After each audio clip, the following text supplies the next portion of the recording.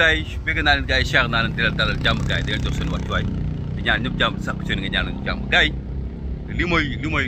mooy kaaw bi ah bu ngeen gisee mbedd yi yaatu xam nga immeuble yi bâtiment yi set tout est propre li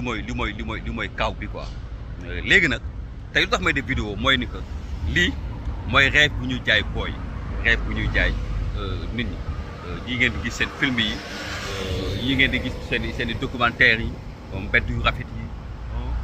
tali yi yaatu yi xam nga organisation bi nu mu mel xam nga lii la ñuy wane ci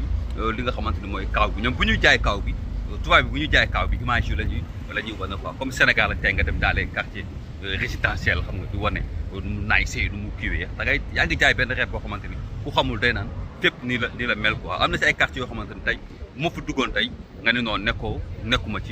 ci kaaw bi quoi ndax da ngay mër boo dul gëstu wala boo xamul kaaw bi da ngay naan non li mënul am ci kaaw bi quoi mais la plupart ci dëkkuwaay yi lii mooy nekk ci centre ville yi si yenn zones yi lii mooy nekk ci li nga xamante ni mooy centre ville yi quoi comme nii je suis en plein centre ville plus que may gën a dem rek plus que may gën a jege li nga xamante ne nii mooy yenn quartier yi quoi plus que may gën a avancé plus que may gën a jege li nga xamante ni mooy banlieue bi quoi c'est-à-dire que tey comme damaa génn maa ngi ci centre ville bi je prends des vidéos de très belles vidéos dama jël ay photos de sumay vidéo mu nice et puis boo gisee da ngay foog ni suma live yëpp ci kaaw bi ci benn secteur bu nice bi la alors que su ma la yóbbee koñ bu ma dëkk banlieue bi ma dëkk boo xamee sax da nga naan non soo waay nekkul ci kaaw bi tout cela boo gisee may indi concept bu bees bi saa bu ma génnee rek am occasion nekk ci benn site rek naa ci def vidéo su ko defee gars yi dinañu xam lan mooy kaaw exactement boo leen wax leen rek tout n'est pas rose ci kaaw bi image bu rafet yi ngeen di gis yëpp sawaay rayante moo la ci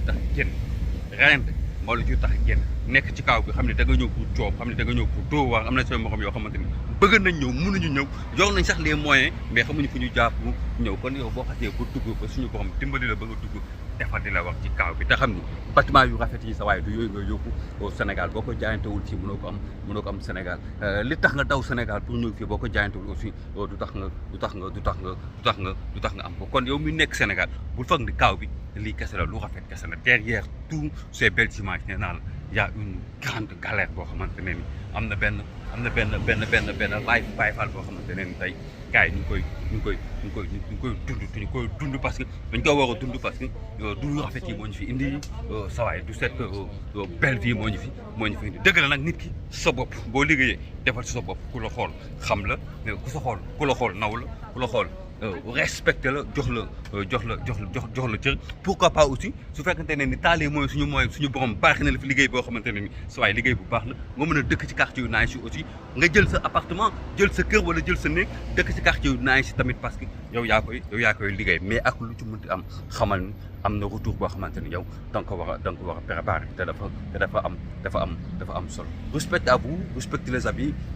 très chère communauté su ma génnaatee dem ci les zones ci yenn coins yi moo xam ci banlieue la moo xam ci village yi la naa ci def vidéo wan leen tamit beneen xar kanamu kaaw bi su ko defee gars yi xam réellement lan mooy kaaw bi psychologiquement parlant laa leen di préparer nga xam ne bu ngeen ñëwee fii dara du leen benn respect à vous les amis wala